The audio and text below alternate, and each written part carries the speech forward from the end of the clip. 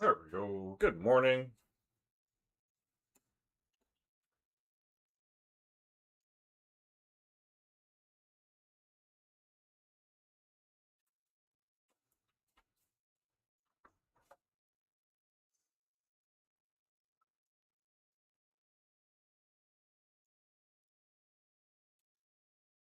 Good morning. Good morning. All right, let's get started. Where did I leave off yesterday? So we painted yesterday. Fixed up a bunch of this stuff over here mostly. I painted that guy in over here. Let me clean this up a little bit more. And then I can start working towards that finished render on here. So that's where we are at. So I need to fix this to go up and over. Gets rid of, hello. I'll get rid of that tangent.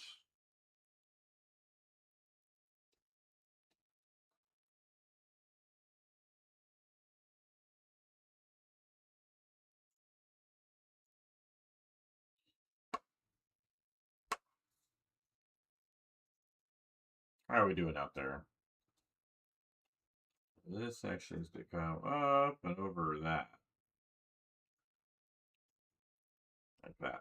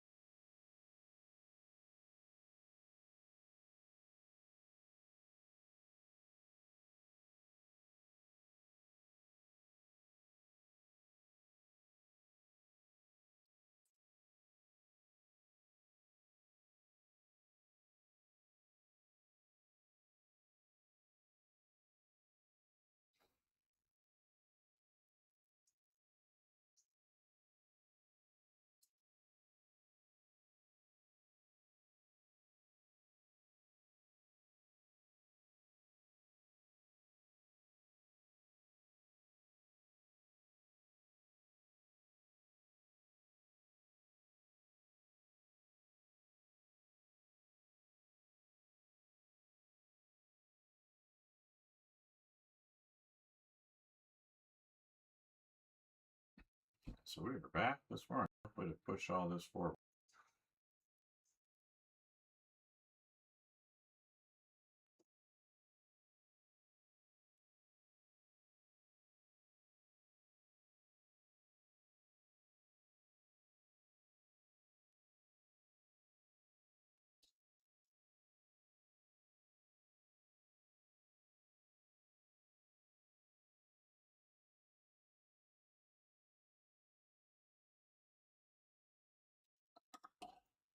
Oh no.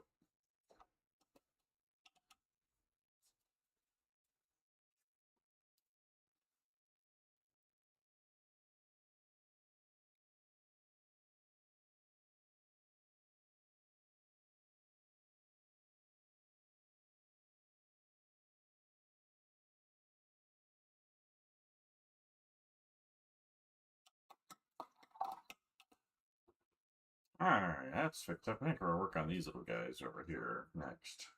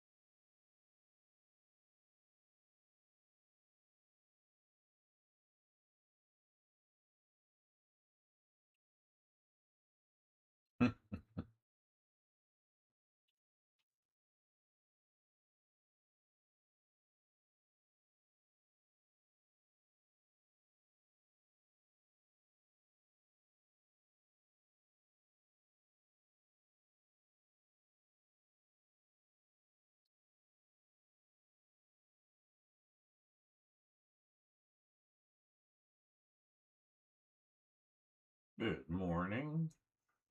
I like to start with something relatively easy here.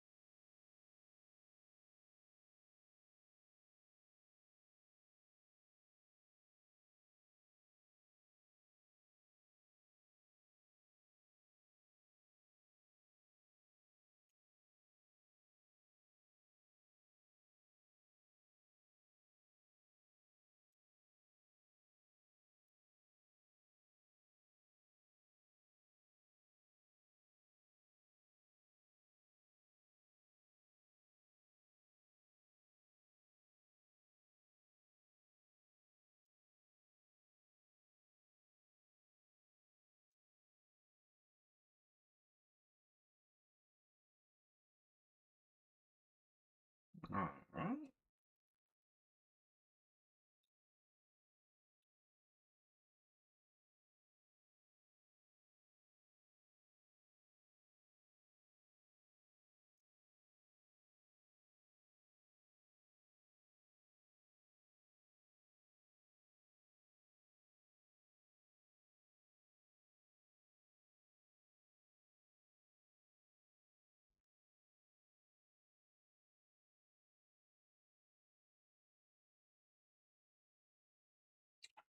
Let's see.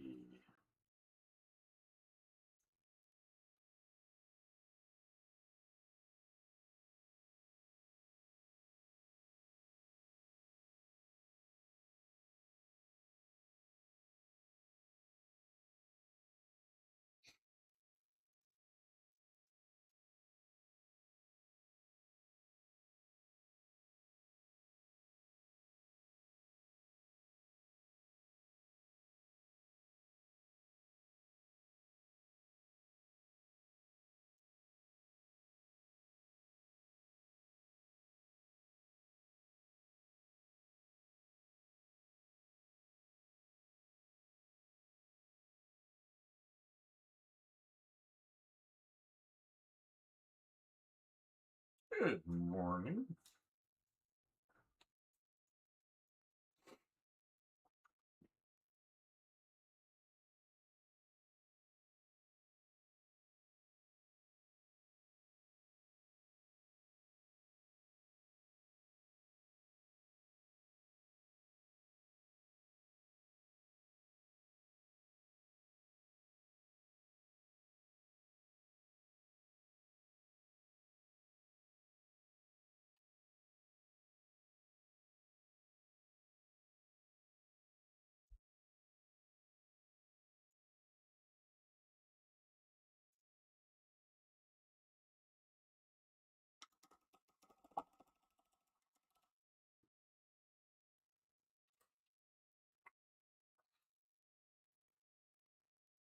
That's much better. Now let's get some other stuff on here. So I need to get some of that background around that guy.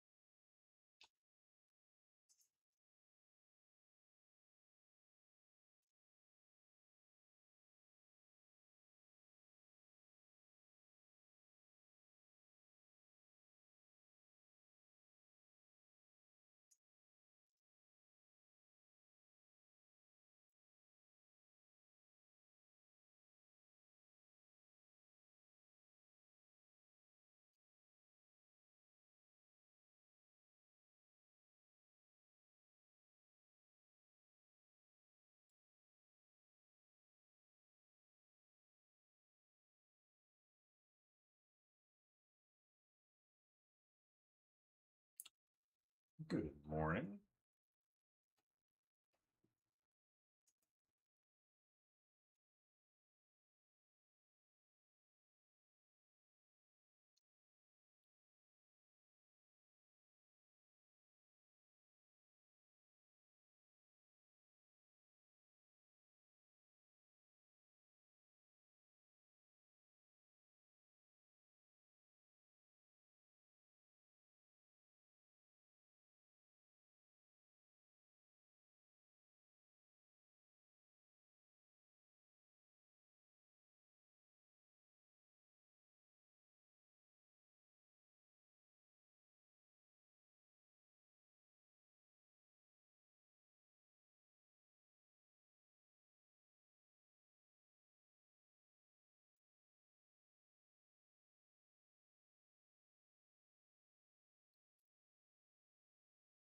Let's see.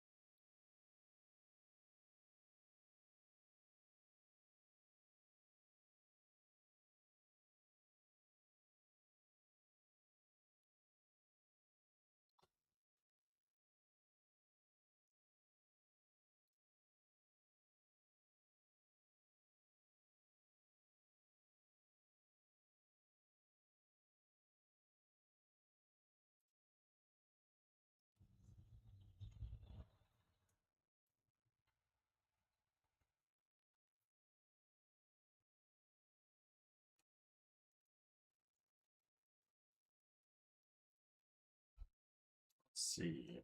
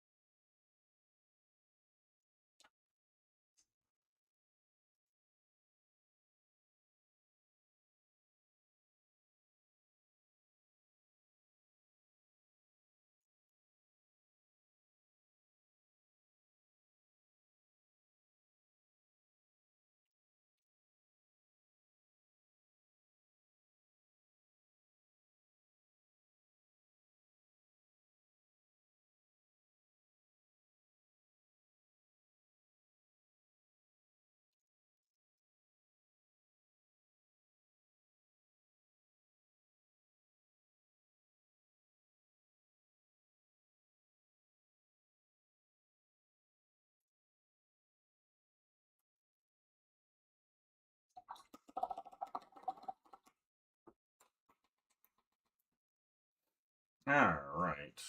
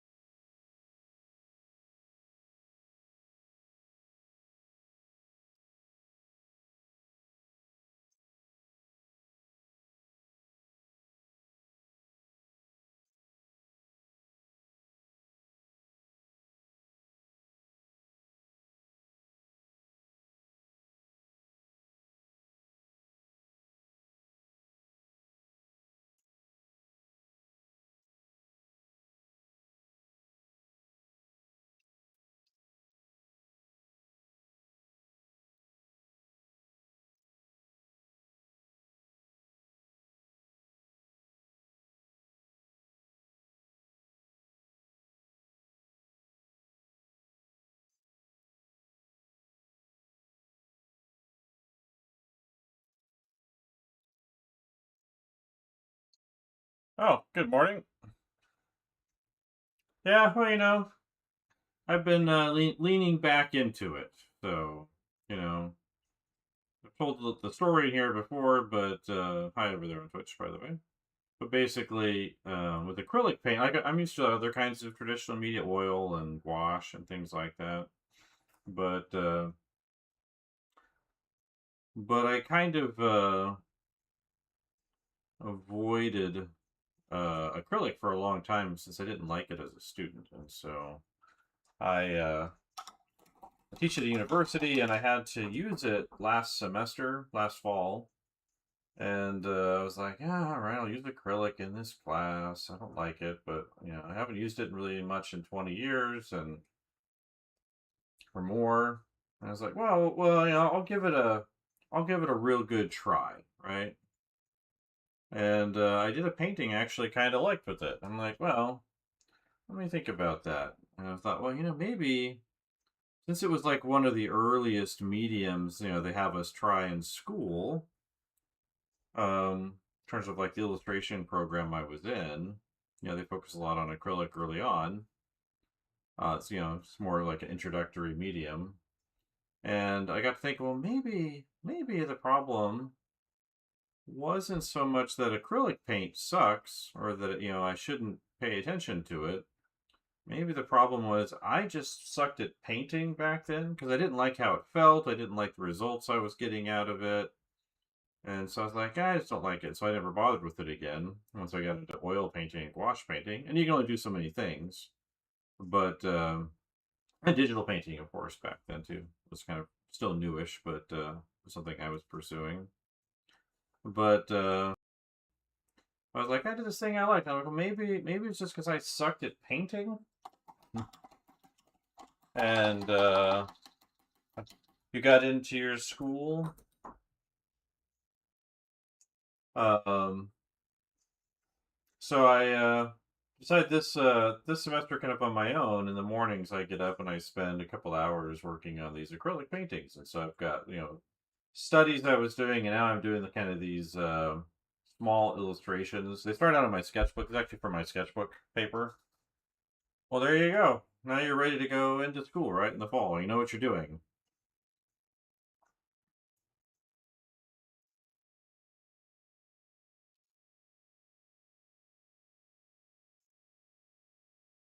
Um,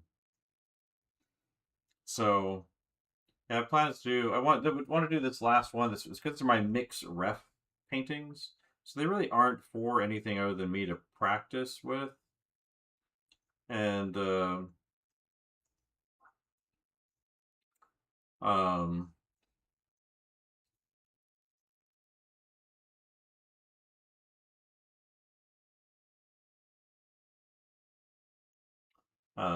so I was doing a sequence of these mixed reference pieces where I basically have some pose reference, some clothing, a background stuff, etc., whatever I need for it. And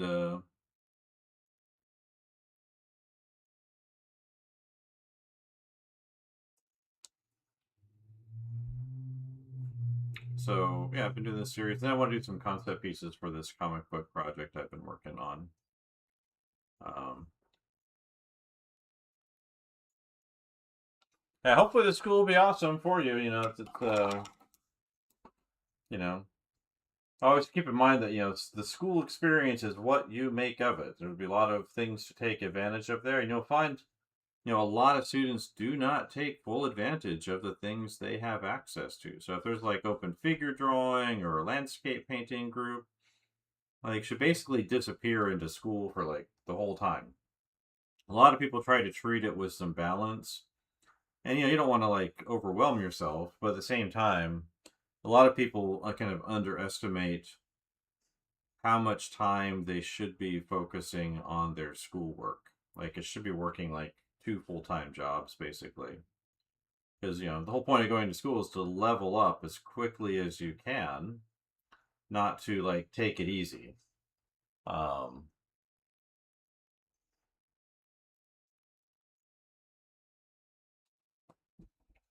so you know, um,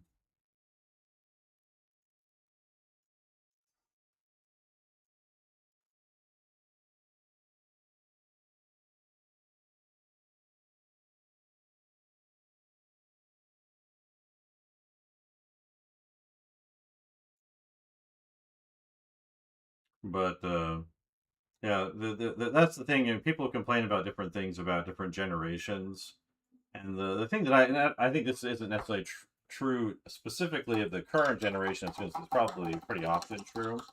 But the thing that concerns me when I look at what students are doing is too many of them have a very casual relationship to their work. Um, I don't think they realize. Good morning. How good you have to become, and well, I'm sure inside of Vancouver, there are figure drawing groups you can attend, right? Um, there's probably local studios or other things regionally. If you were to wander into like an art supply shop or even some tattoo places, they might know, but they might be able to kind of direct you where open drawing sessions are. When I was a student, like I went to open drawing sessions off campus. We didn't have them on campus then. My undergrad does have them now, and they're actually pretty common in a lot of undergrad schools. But um, but not everybody will have them. But there's usually in a big city like that, there's going to be plenty of them around. I'm sure your professors might know about them, but I would you can check with art supply shops; they might know. Um,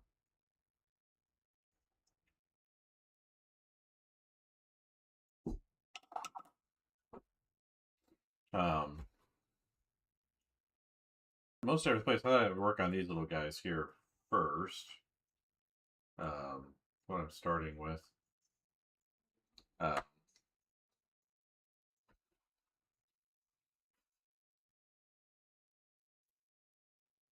yeah, um, yeah, art school can be really expensive. Like I taught at Ringling, and again, it was like almost $60,000 a year U.S.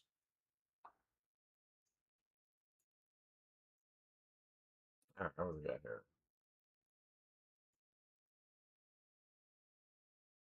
Do that.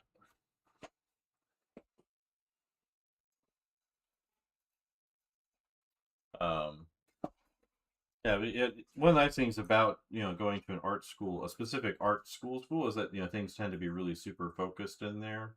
One of the mistakes that a lot of students make, though, is to kind of de-emphasize their general education classes, and that's a mistake mostly because that's like what you make art about.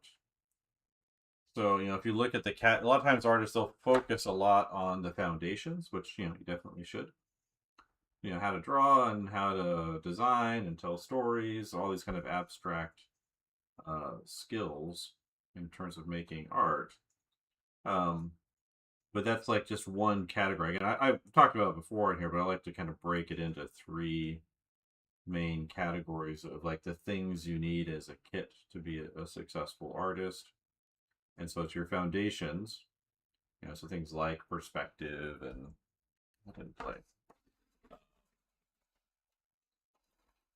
etc. Kind of like perspective, anatomy, and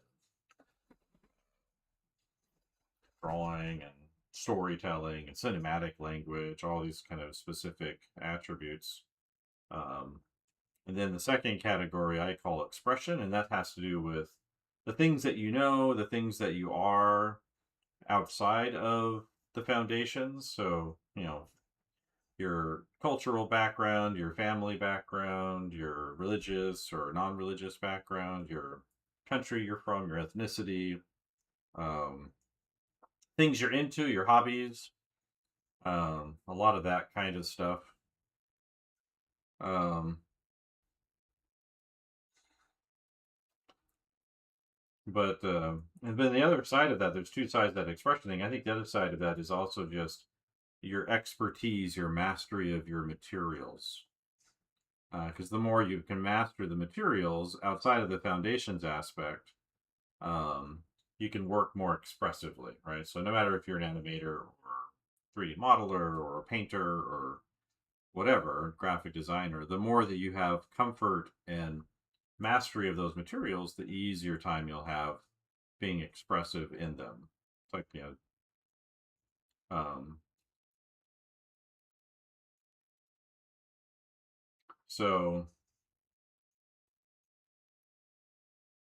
And the third category is presentation, and that's how you put yourself out into the world. So that's um, your ability to market yourself, to um, select proper ways of showing your work, communicating with other people. That tends to be the part that artists de-emphasize the most. But a lot of art students they like to kind of give their gen ed classes a short shrift, so they just don't focus on it very much. Not realizing that that's again the stuff you learn about to make stuff about. That doesn't mean you have to agree with everything a teacher in that area might say, or make it more important than your foundations, because you do need to master those. But it's helpful to learn about a lot of things, whether that's history or philosophy or mathematics or architecture or whatever. Um,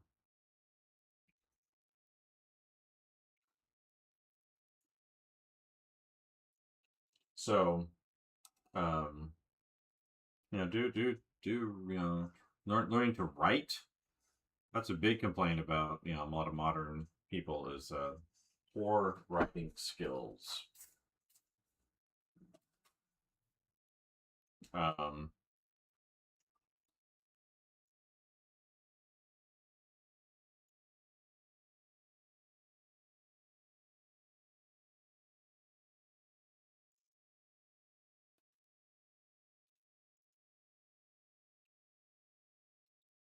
so yeah, do emphasize that. But yeah, but look for local figure drawing groups. There'll be plenty of them around in Vancouver. I'm sure if you'd like to just do a Instagram search, you can find them. Now let me know how the if that chatbot works for you. It's is Dark Times. I have a chatbot that I've programmed to collect emails. People want to get info on that comic project I'm working on. Get on the list anyway. I don't really send a lot of emails out of it until I need to later on. But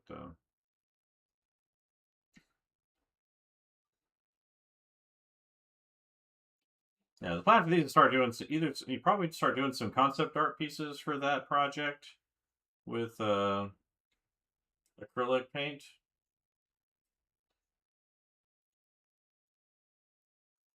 I'd actually like to finish a few of them and use them for the Concept Art Association um, con you know contest or whatever they call it, the awards for my own little project.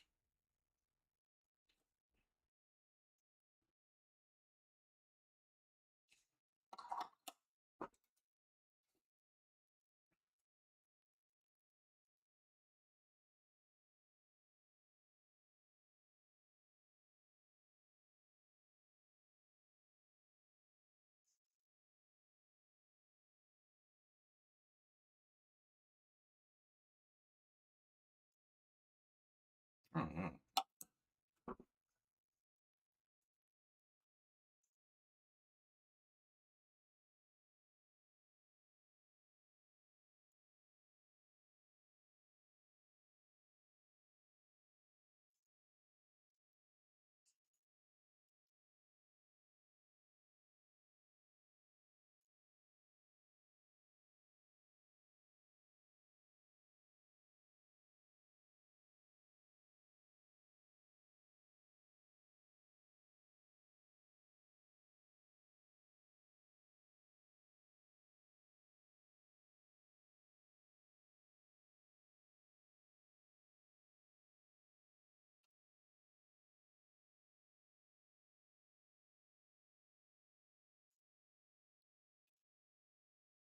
Yeah, also, keep a sketchbook, right? So a big city like Vancouver, like there'd be lots of places to sit around and sketch, and you know, yeah, keep a sketchbook, like a real physical sketchbook with you. Something small that's easy to carry. Like I always like A5 is a really good size. Larger is always better, but if you can get like an A5 sketchbook or something like that, and keep that with you with a little kit of pens and pencils, colored pencils, acrylic pens, that kind of thing. Um, will also be a really good, helpful thing to apply to as well.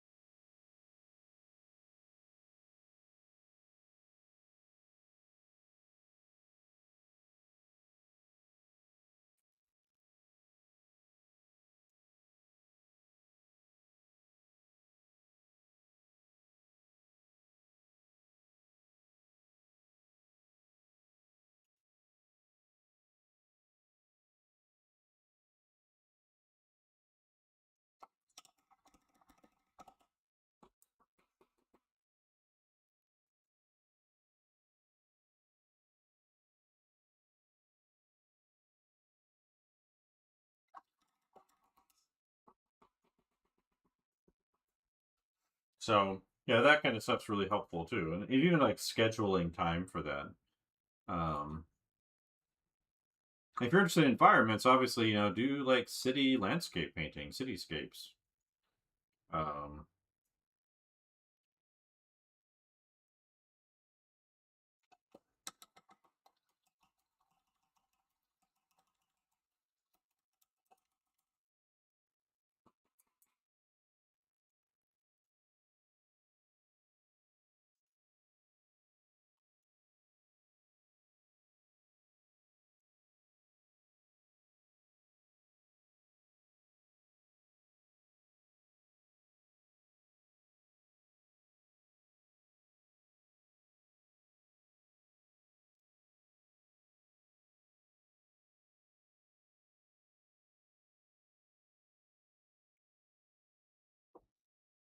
so yeah, definitely.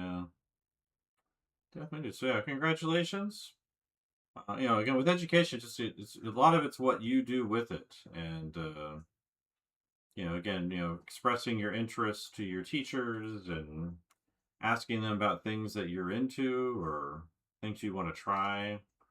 That will help them help you. If you're just kind of quietly, passively in the class, that makes it really hard for a teacher to uh, assist you.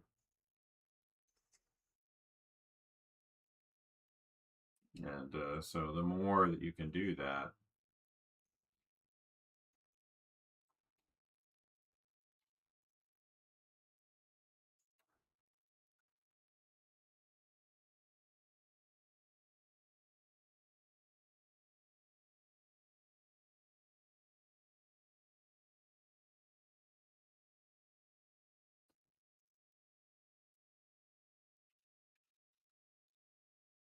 so yeah, good morning to people popping in and out. Yeah, I need to put together that schedule. I've got a few things to do today out that are on my list of things to do after I do this. One of the reasons I do this thing in the morning, so early in the morning too, is to kind of make sure that I get to make something that I want to make during the day. So I get up first thing in the morning and I work on this stuff for a couple hours.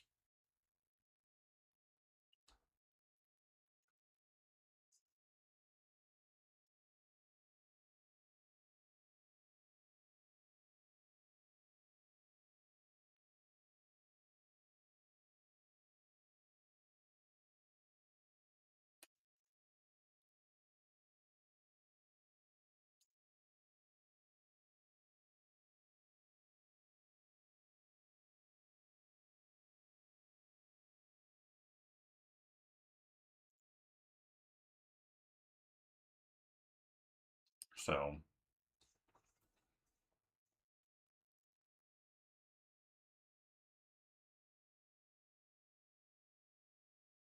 well, there you go, right?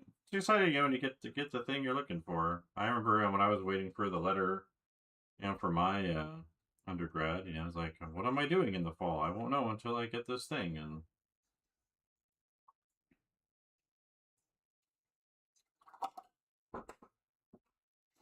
because it's exciting to get get a thing you want to do. But the one school that makes me sad, I'll see people posting like, I got into SCAD. And I'm like, they take everybody into SCAD. Like, it takes a lot for them to turn somebody back.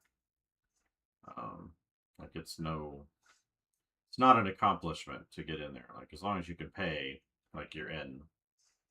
Hello. Unomus.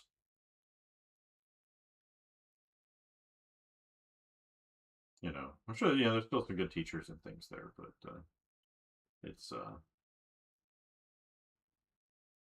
not quite the accomplishment that the school likes people to think it is.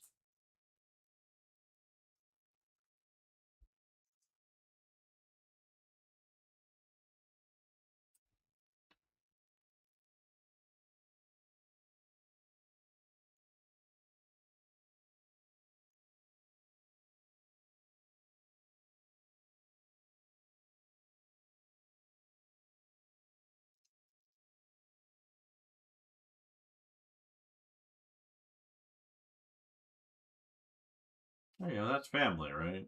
That's just the nature of the beast.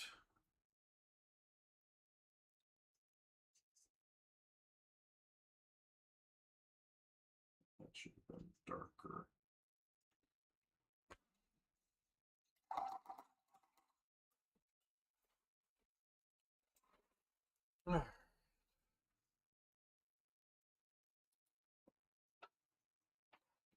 Drink here.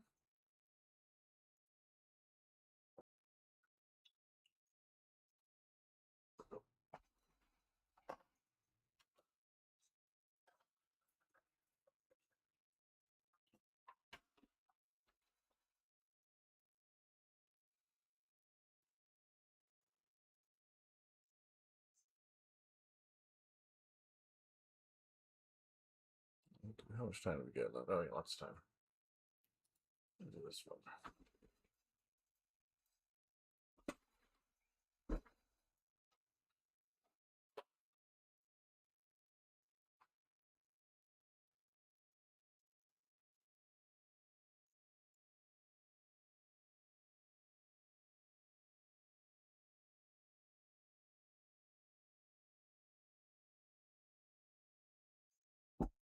Good morning. Sarah's, thank you for the follow.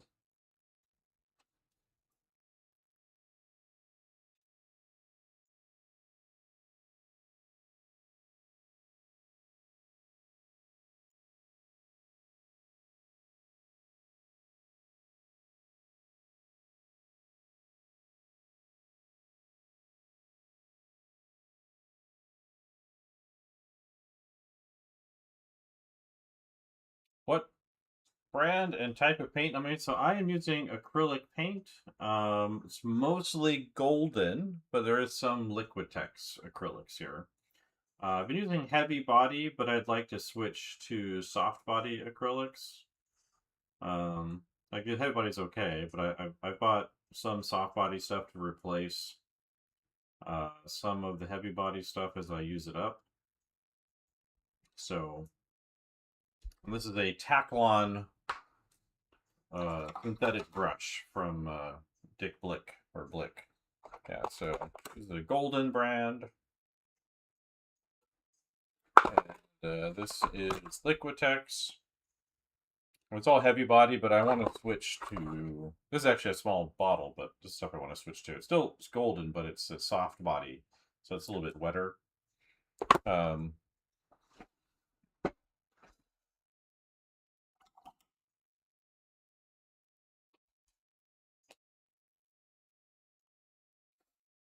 So yeah, that's what I'm using is that, and then I've got my little palette over here, which is just a baking tray with paper towels and wax paper, and wax paper sits on top and separates the paint from the paper towels, but still absorbs water, so it keeps things wet-ish.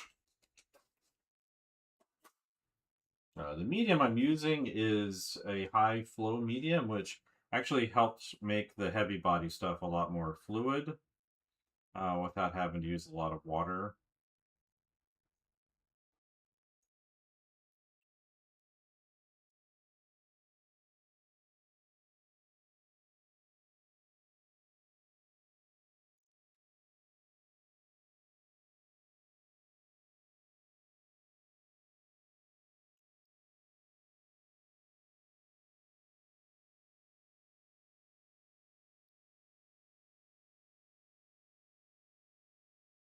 So that's what I got going on here. Question from over on the Instagram side. I got interviewed yesterday, so that was fun.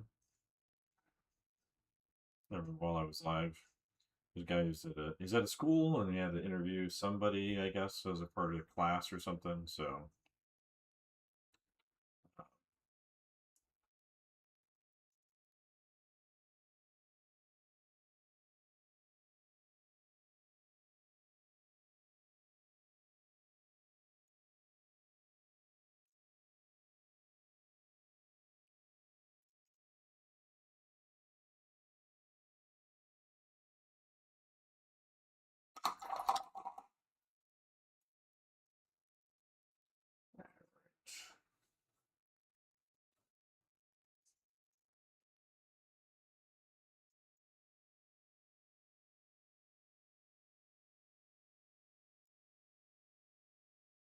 yeah, so that's what we got going on here.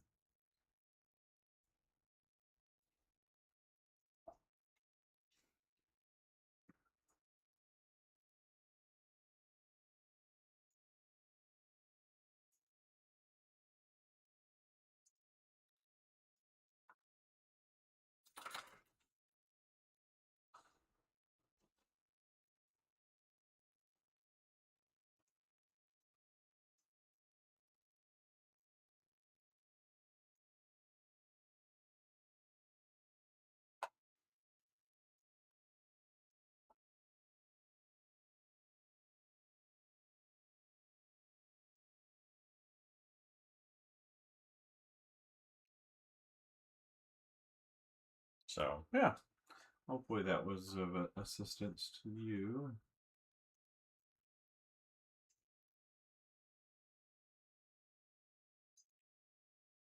Good morning.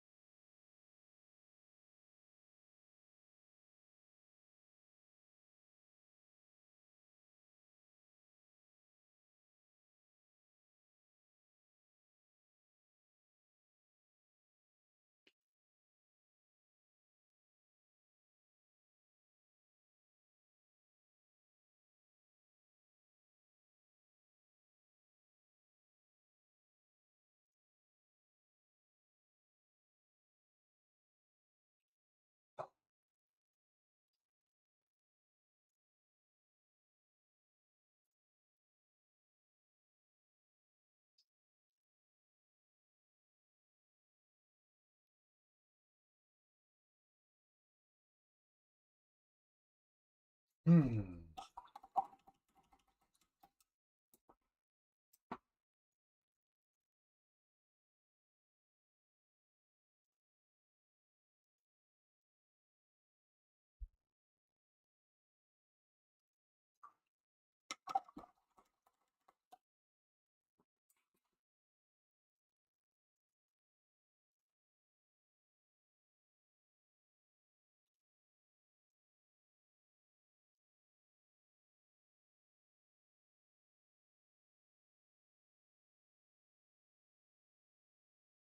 What I'm painting right here, or these things, those are going to be cables. They're just kind of flat painted right now, so I got to put shadows and things on them. But I got to get my dog a bath today. We just before lunch. think he might have picked up a friend. You'd think that stuff I put on him would help prevent that, but they still seem to get on him somehow.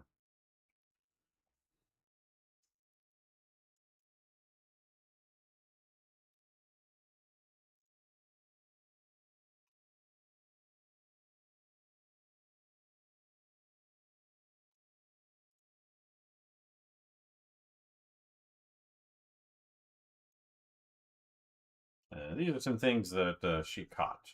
So that's kind of what we got going on here. Yeah, so I've got what is I'm taking basically different sources, reference sources, right? And I'm kind of blending them together.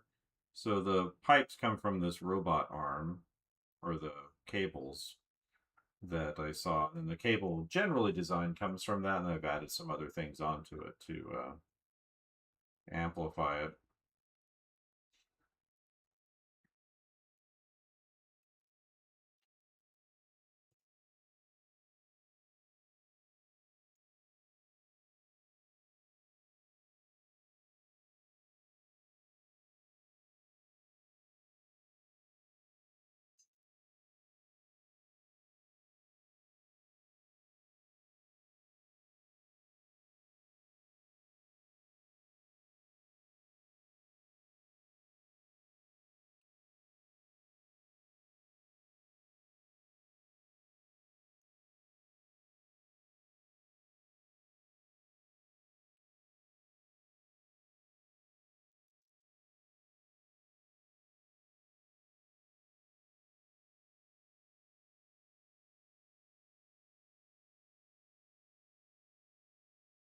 Yeah, so that's what's going on if you flip it around this way. It's kind of coming into that. I'm going to make that more obvious once we get into that area. Trying to like add things that add a little bit of challenge. So like adding mechanical elements, it tends to be a little bit more challenging for me than painting and drawing organic things. Um,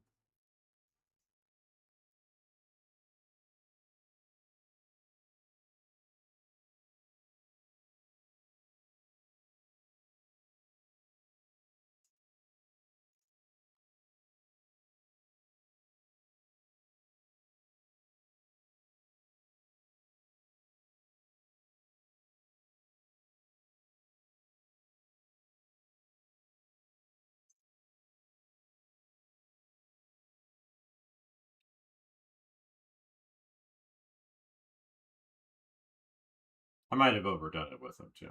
So I think originally in my sketch they were going to be a little bit more basic than that, but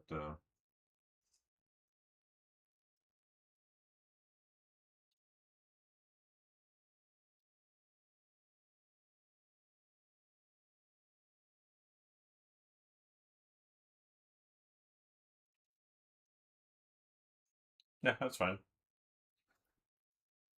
Well, it kind of tells me something, right? If something's confusing or unclear, that's important information for me.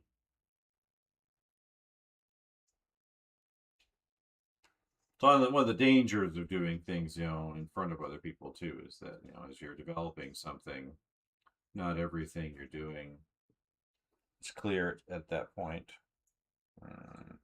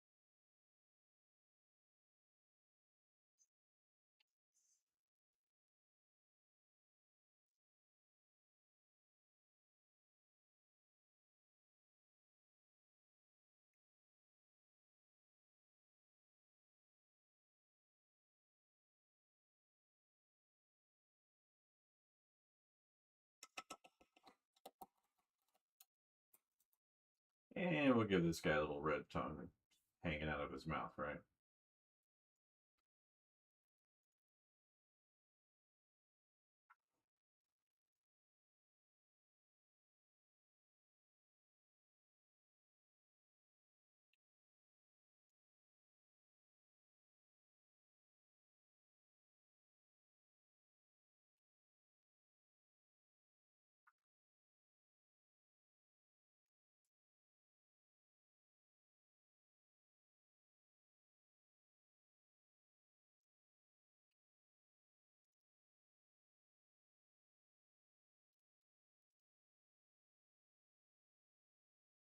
Okay, well, hello, Columbia. I live in the United States, in Virginia, state of Virginia. So I live about 2 hours south of Washington, D.C., if you were to drive.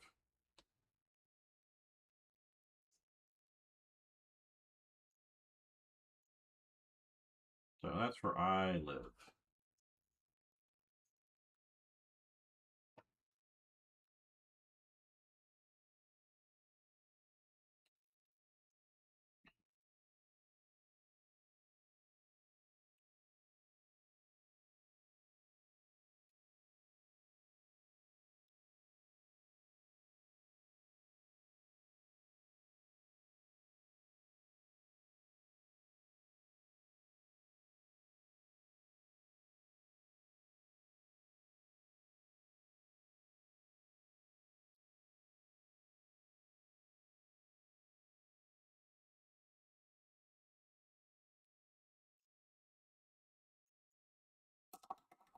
I hear it's nice there. Yeah, I don't, I've never been there, but obviously, but well, obviously not. But I hear, some good things. So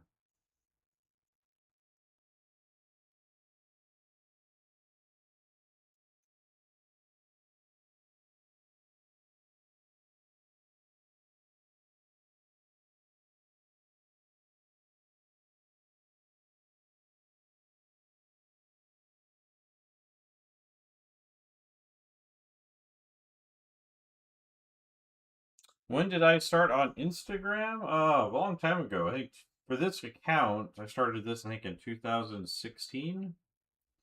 Um, I have an older one that's attached to my real name. That's more like a fine art focus. But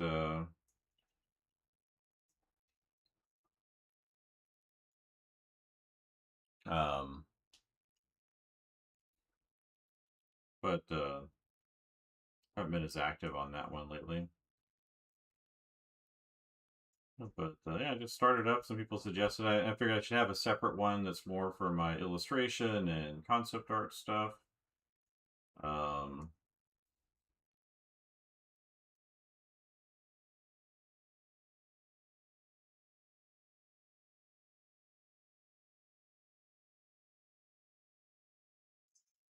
so that's how I got started, long, long time ago.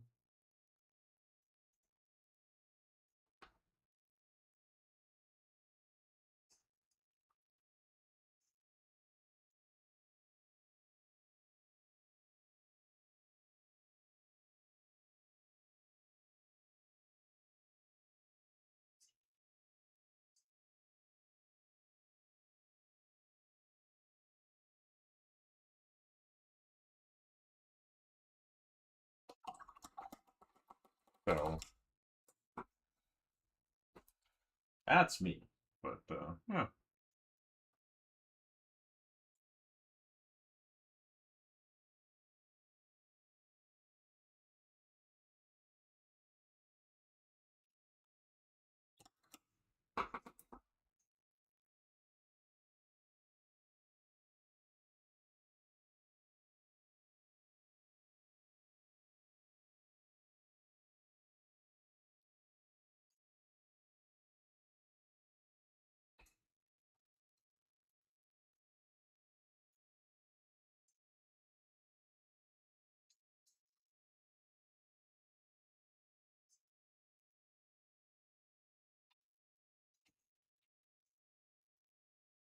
So but yeah. So I've been doing these acrylic paintings lately. Been my My jam.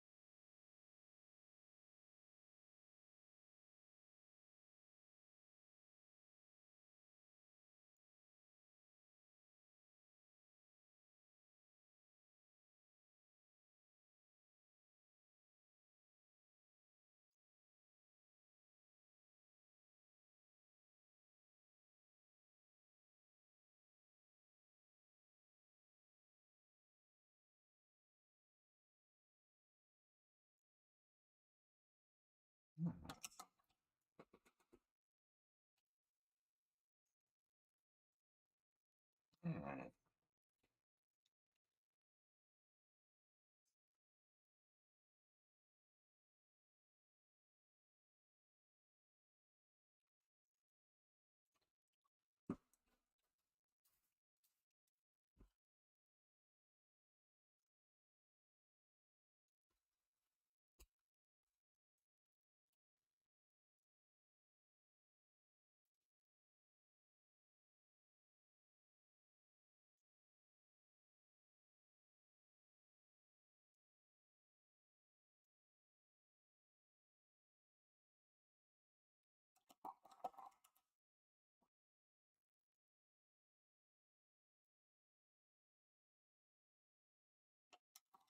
Yeah,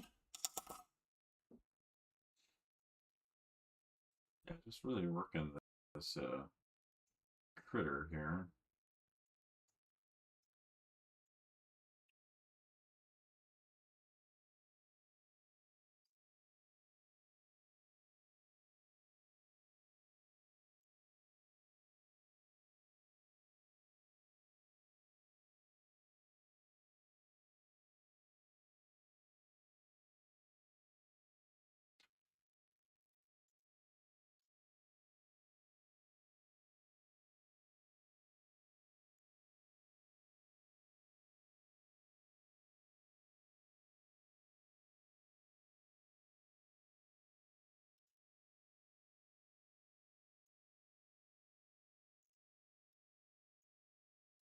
Let's see.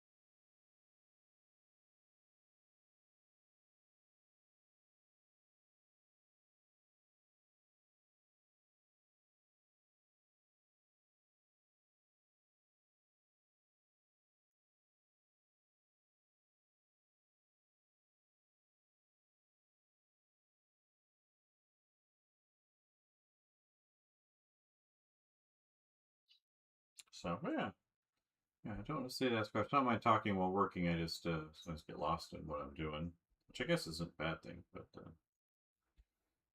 we're working on this little prey thing that she's got strung up on this stick.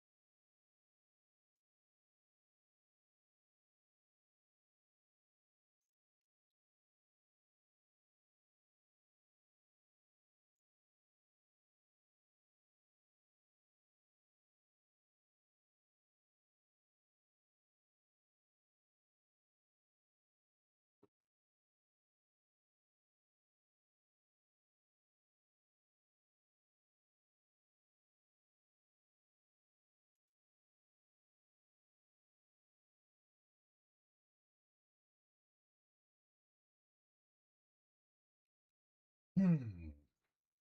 What are we doing for time? 1 hour. Okay, we're halfway there for the morning. So I'm doing okay on this guy. Spent a good hour on him. Let's get that on here a little bit.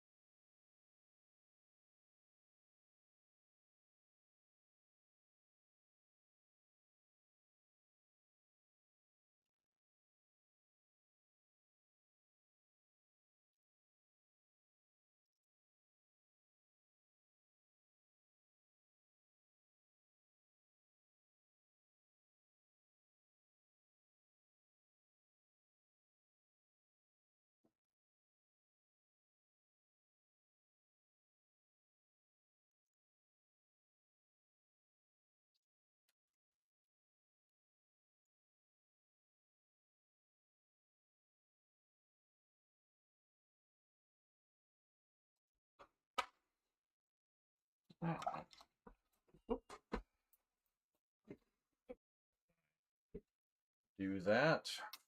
All these cables everywhere.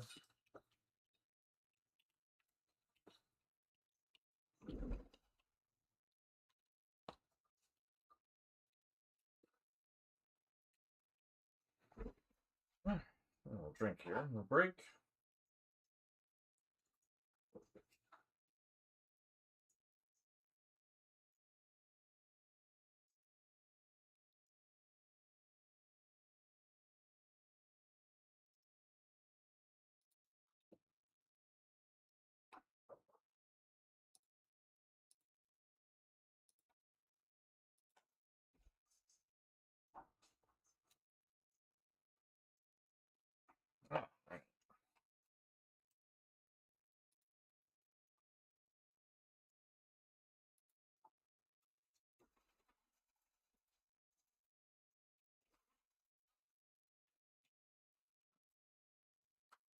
All right. All right. Let's do the next little guy here. Let's get a little split in here.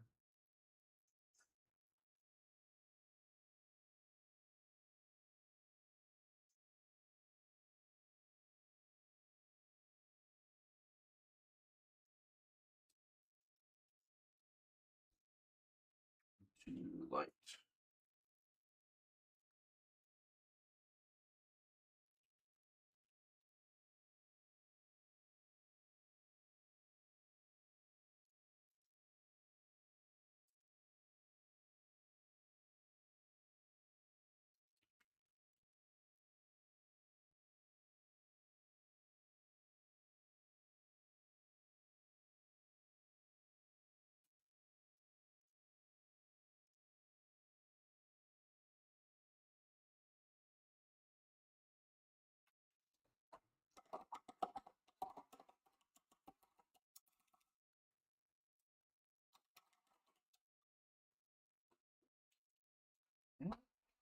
Let's get this.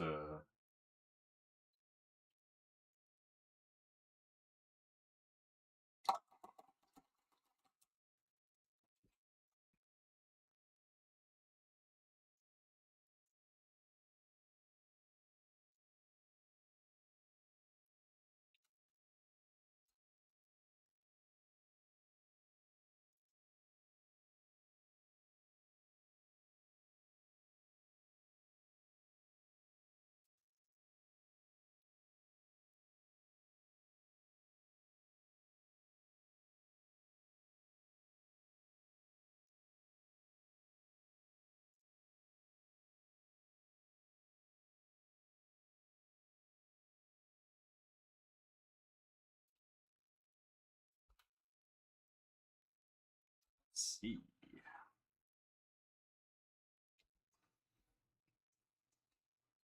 Yeah, so when do you get to find out what classes you're taking in the fall?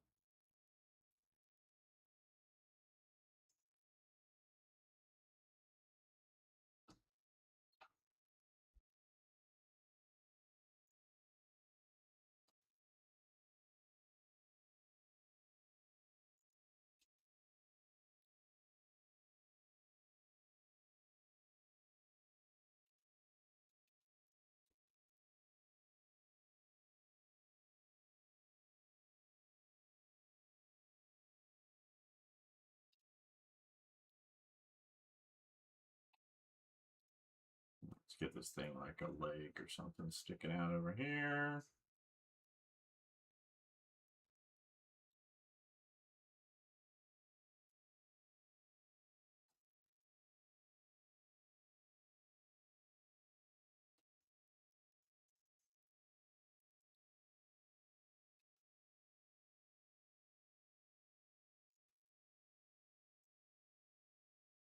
Little tiny toes.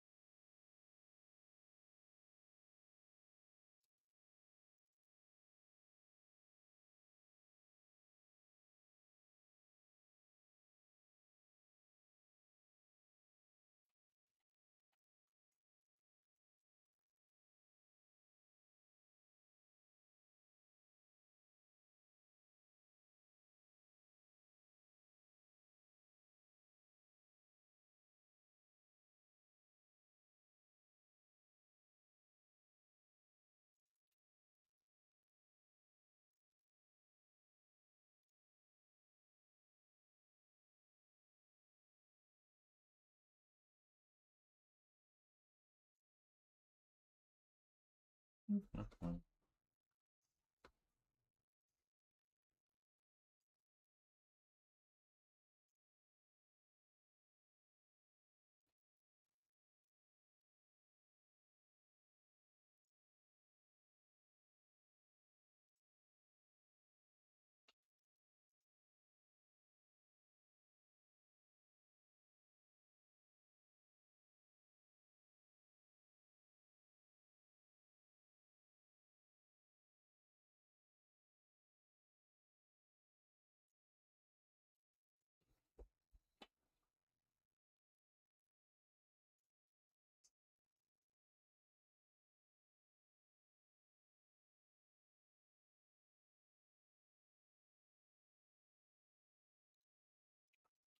morning.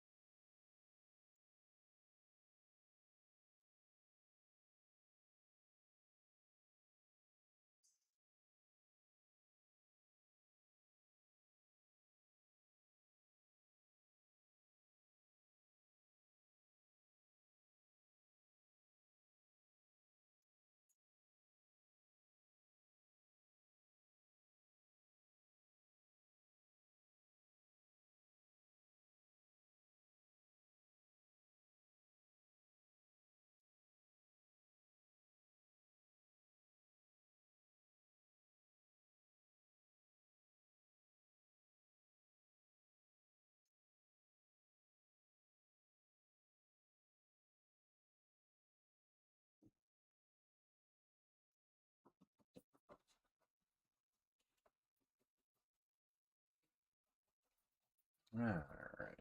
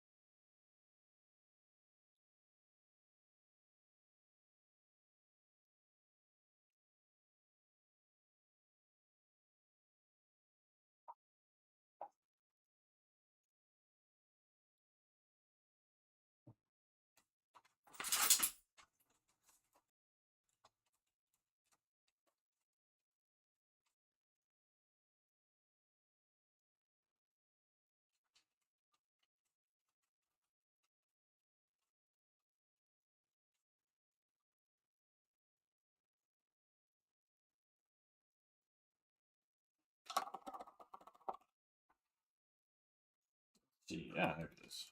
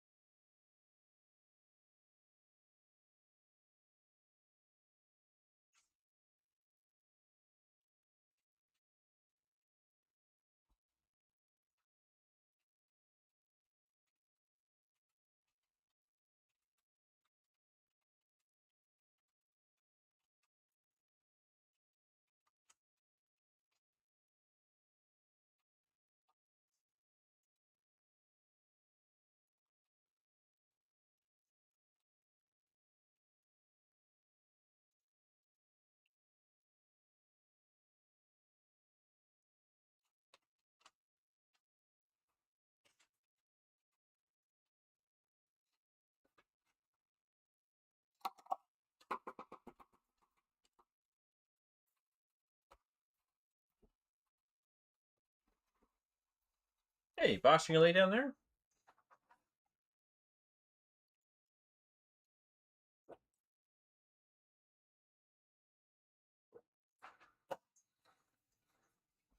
Hey, buddy. Come over here and lay down? Yeah.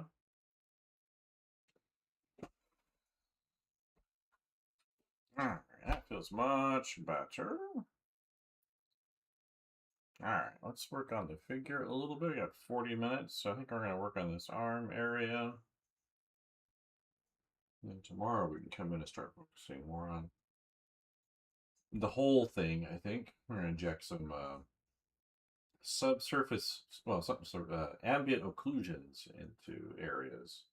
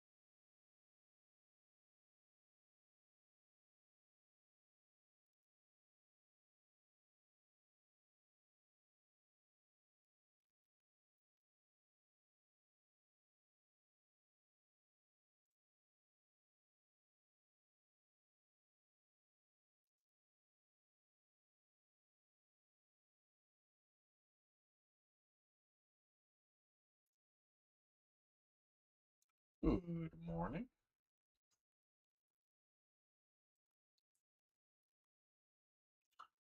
Good morning.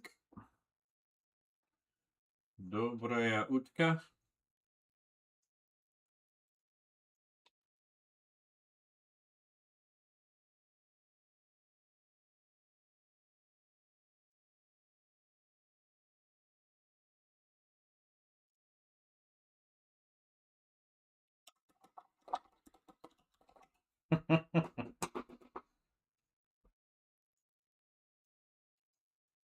Let's see, what do we got going on here?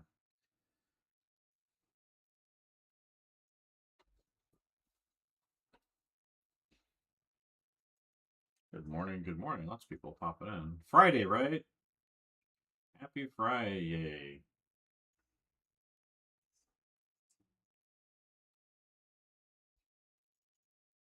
Yesterday I was working on, well, the last couple of days I've been working on coloring my comic a little bit, trying to get a coloring process down on some of the pages I've already done. I need to put myself to like finishing up a whole scene. So, okay, good. Отлично.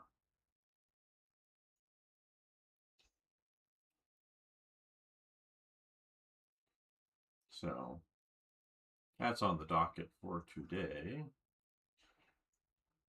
And I've been looking at my pages. I want to show them to some people I know here locally. Pester him today. Seems like.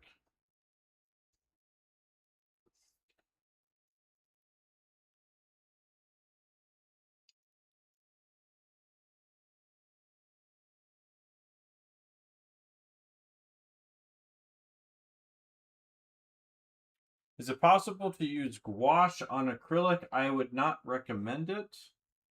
I mean, you probably can, but again, I wouldn't necessarily recommend it. I think that might cause you more problems than it would solve. There is acrylic gouache, and that would probably work fine. You could also seal the gouache under like an acrylic spray paint fixative,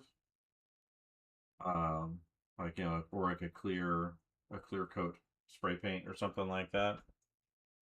But I wouldn't necessarily advise mixing acrylic with gouache unless it's again acrylic gouache, which is just acrylic paint.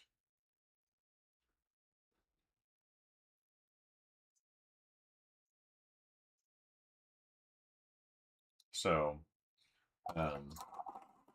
there are painters who will blend media like that together, but it's generally accepted that that means that the painting or image don't necessarily survive very well. I'm using it's called Stillman and Burn, so Stillman and Burn, BIRN. And this is the Zeta sketchbook. It's really just a very nice Bristol board. It's pretty heavy duty. This is what it looks like on the back. But it's just a very heavy duty Bristol board. The only reason I'm using this though is I was filling up a sketchbook. It's a really nice mixed media sketchbook, so you can do a lot of stuff in it without the destroying the paper.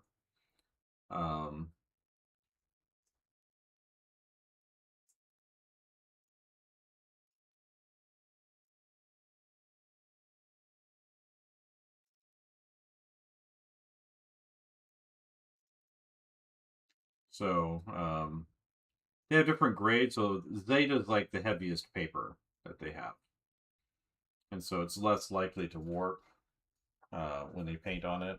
And then I do my drawing on it, and then I cover the drawing with the clear, transparent gesso. And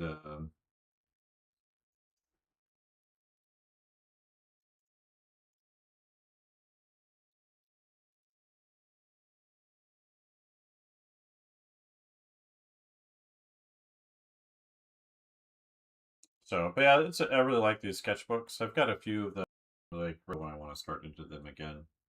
But I'm going to be using Bristol illustration board in the next one. So I've got a whole stack of illustration board in the other room, in the closet that I picked up for a long time when I was working at Ringling. I'd use my supply money for that, and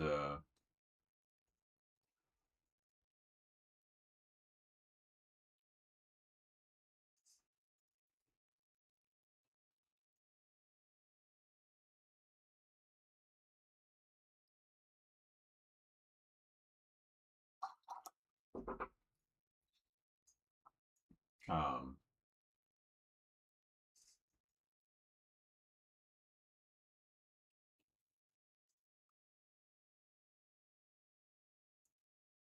yeah, Stillman and Burn.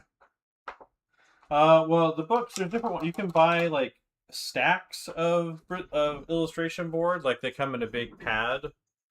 Um, but they're usually, they're not very big. You can also buy just a giant sheet of illustration board and then cut it down to the size you want. Um, so I'll just cut them out to use them. But yeah, they just come in like it's like a package. The different sizes of that package, and they're just kind of glued together or in there with like full. You just kind of tear them out, and they all come in like a specific set of sizes. Um, So it's kind of convenient to a certain degree. So I bought a ton of that when I was there. Thought I was going to use it for like some landscape paintings or something like that, which I've done that too. Like it's going to spray them down with shellac and then paint on top of them. Well, there's it's just that I can go get some of these there. I think I just bought a bunch of different ones. They're all kind of the same, I think. It just depends on the kinds of textures you're looking there. Don't mind my messy hair. Again, first thing in the morning, right? Um,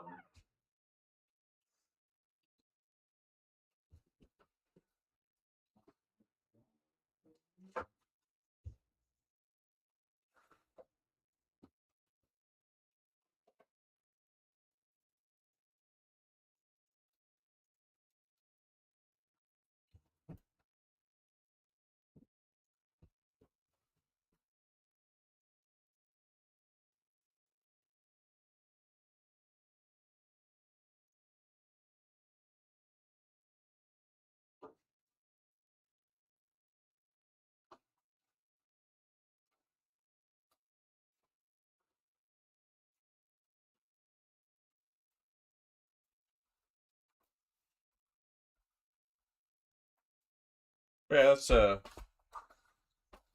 that's the boards.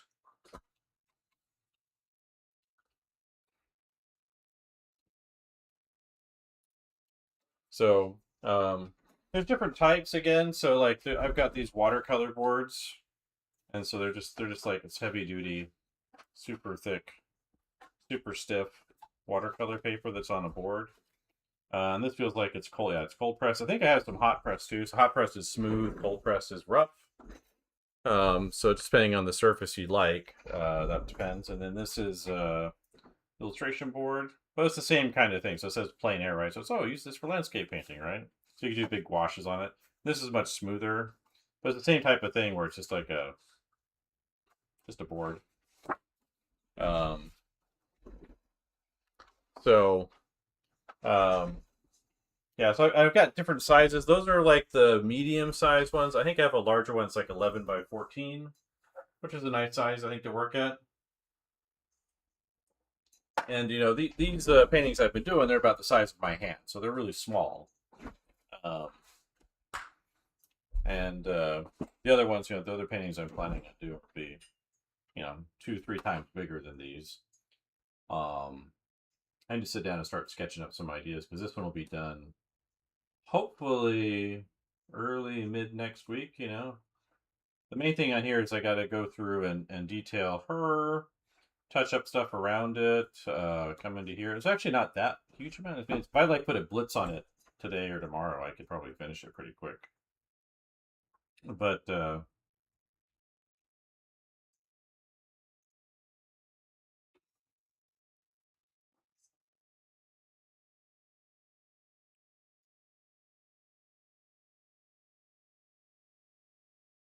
so yeah, but you can get those. I think Dick Blick, so blick.com, I think they're supposed to be having like a big sale today or tomorrow starting. Might be worth checking it out, ordering some stuff from them. I guess it's like their big 100 and some odd year anniversary or something. And so they're doing a big sale with that.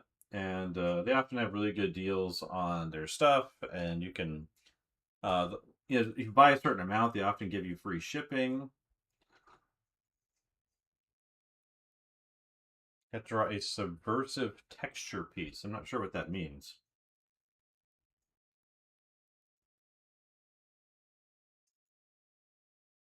Like doing the reverse texture you're supposed to do or something. Just sounds like someone's trying to annoy somebody to me. Dick, if you go to blick.com, BLICK, and then .com, BLICK.com.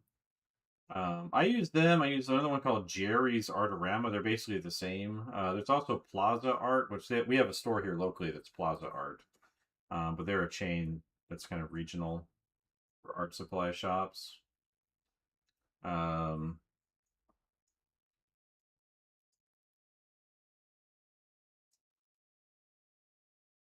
so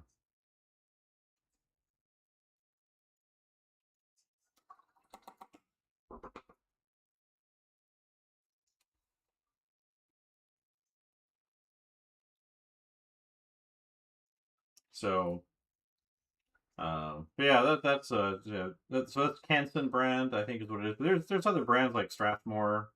It's probably really good. It's just kind of worth trying out different things that you want to do.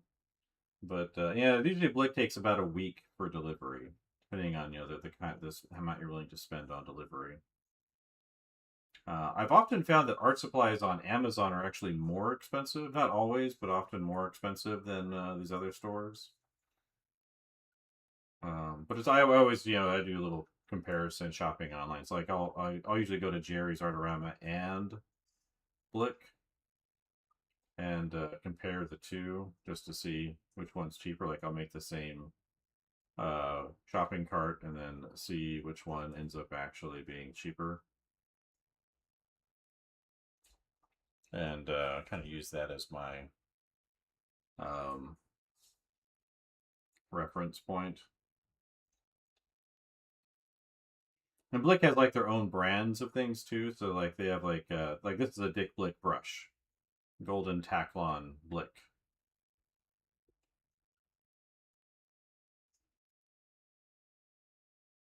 I see. Well, sounds like an interesting project.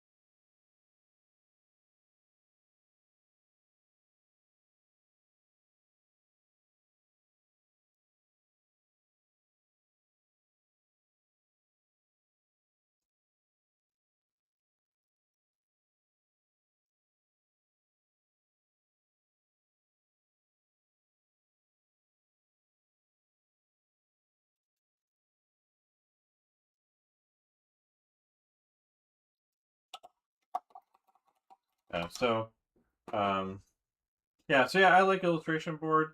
I used to, when I was a student, I made the mistake of doing all of my projects on Masonite. It's like this is a better surface, and now they're just really heavy, and I drag them around with me everywhere I move. And so I didn't take them with me to Hong Kong, but yeah, I have these like big Masonite paintings sitting in my storage stuff from school, and I wish I'd done them on illustration board. My bad. Oh well. Yep, have a good one. I'm on for another 20 minutes, so I got a little bit of a late start today, but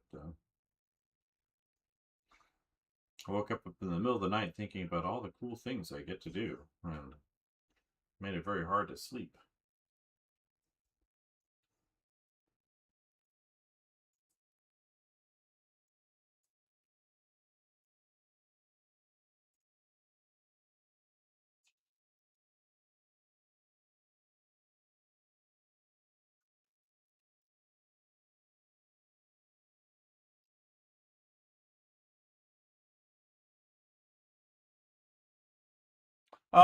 It depends. Usually I try to schedule things that I want to accomplish. Um, so like, a lot of times you're working on a project, you can end up just kind of working on it and not really pushing it forward. And when I'm working on things, I try to make sure that I'm trying to achieve a very specific goal well beyond like make it look good or whatever. Like here, I'm trying to clarify the edges between here, but also the details on this thing. So, like, that's a very specific thing that I'm trying to do. Or before I was like painting these guys up here.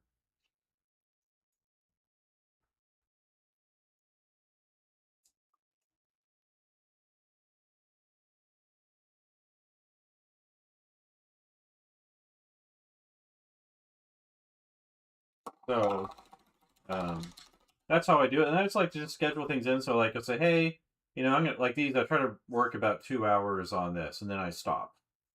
And so it helps me kind of gauge, and that's usually about the amount of time it takes for the paint to dry completely. Um, when I'm using my little retarder jar, spray bottle thing. But so yeah, so I kind of schedule. And then I know like I've got lunch, and I got to take my dog out in the evening for his late afternoon for his WALK, and I have dinner, and but I try to like set a schedule that I work to for the most part, and then I like to kind of schedule the amount of time that I do things, and then try to get what I can done in that amount of time. I've often found I can get more done in a short amount of time than I can in a long amount. So if like I schedule 2 hours here and I try to like really focus in on like these specific things, I'll get a lot more done than if I spent 8 hours on it necessarily.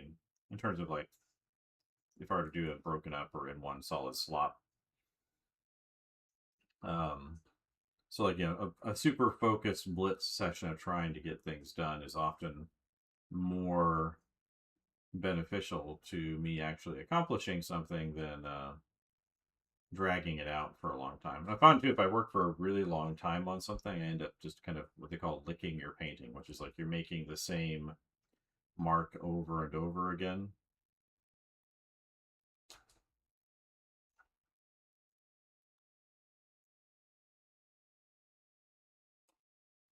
So it just depends. And sometimes I'll just like, yeah, I just want to work on it, so I will work on it for a long time.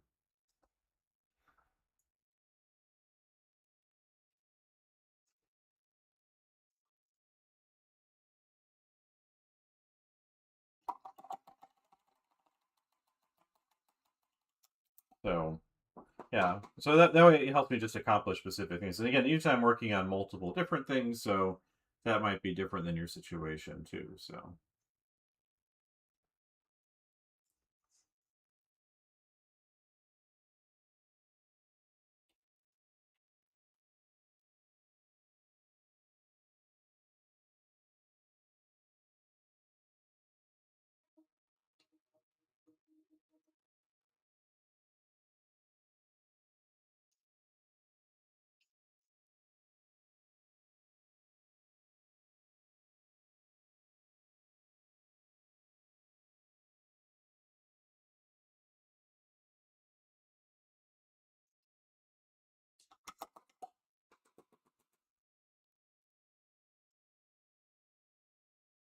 yeah,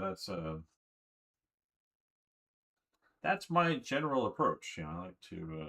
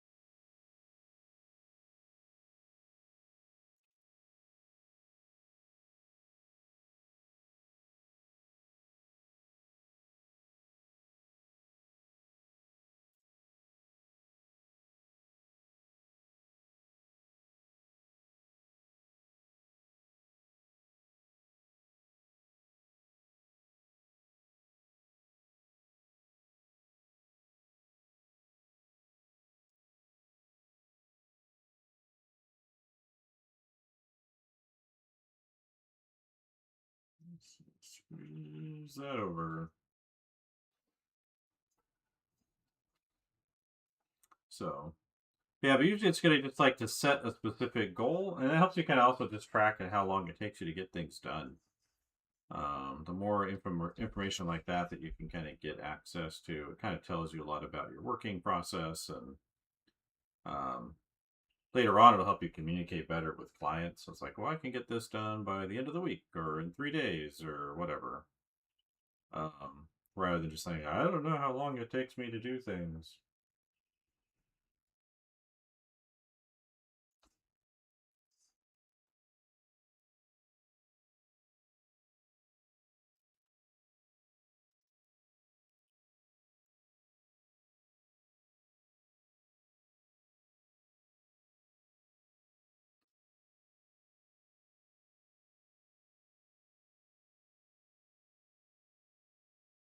So yeah, but yeah, for our students, for terms of like working length on your project, if you want to really finish things, like I tell students, they really need to spend like 60 hours working on their projects. Like they really need to spend more time than they might anticipate um, to develop the finish they need to finish. And that if you look at how you break a project down, if you think about a project of having say 10 steps, so I don't know if this is 10 or not exactly, but like you've got your ideation, you've got your reference creation and collection, you've got the studies you do, you've got the initial like rough sketch version that you do more reference, you do a finished drawing, you transfer that drawing, um, get it on, and you get started painting it, and then you work to the finish. If you can get those first like 8-ish steps, the first 80% of steps done in the first 20% of the time, so again, if you're putting like 60 hours into something, so spending, what does that work out to be? Like 7.5 hours or something like that. So if you can get all of that done, really focused on getting all of that, all the way in before you jump into your finished piece, then you can spend a whole lot of time like really refining your work. And usually students they do is they kind of try to shortcut that earlier stuff by not getting proper reference or not planning their drawing out. Like I was helping students yesterday with perspective, something they should have solved much earlier in their process, in terms of laying out their artwork.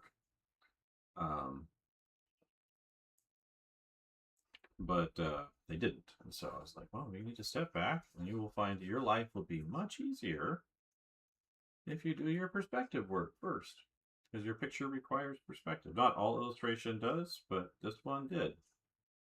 And you are making your life harder by not doing it. So let's plan out our perspective. And so, but again, if you can get a lot of like your initial planning before you get into that whole start on your painting, done very, very early, it will make a big difference for your being able to spend the time really trying to get your painting refined, or your project refined, or whatever it is. Some projects can be shorter than others, but like you're really working towards like a capstone project in a class, then that being able to produce a capstone project should take a significant amount of time and effort. And then professionals, they might work a lot less time on something, right? So they a professional might say, oh, I only spend a day on this or 2 days or whatever. But that's because they've already done a lot of work before, and they kind of know where they're going with their project and how to work it and how that ends up benefiting them. And so I wouldn't look to their like time scale as your time scale. But like these little paintings I'm doing, I'm spending over 20 hours on them, and they're just little tiny paintings. It's a long time to spend on something this small. And like I'm just focusing here on developing the form on this, and then I'll get to the lighting of it later too. Like I need to knock back those cables and things. So there's some silhouetting issues I have to deal with on there.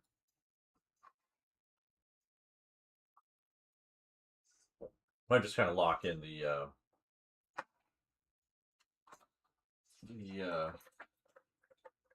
details and things where I want them. Let's stay this back. Huh? So yeah, that's the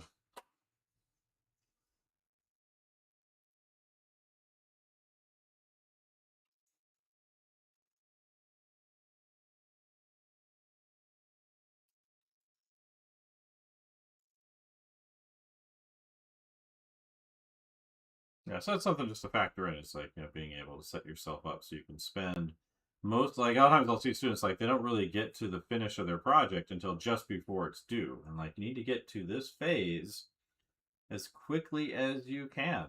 So if you can get to this phase faster, knocking out these things ahead of time, um, then, all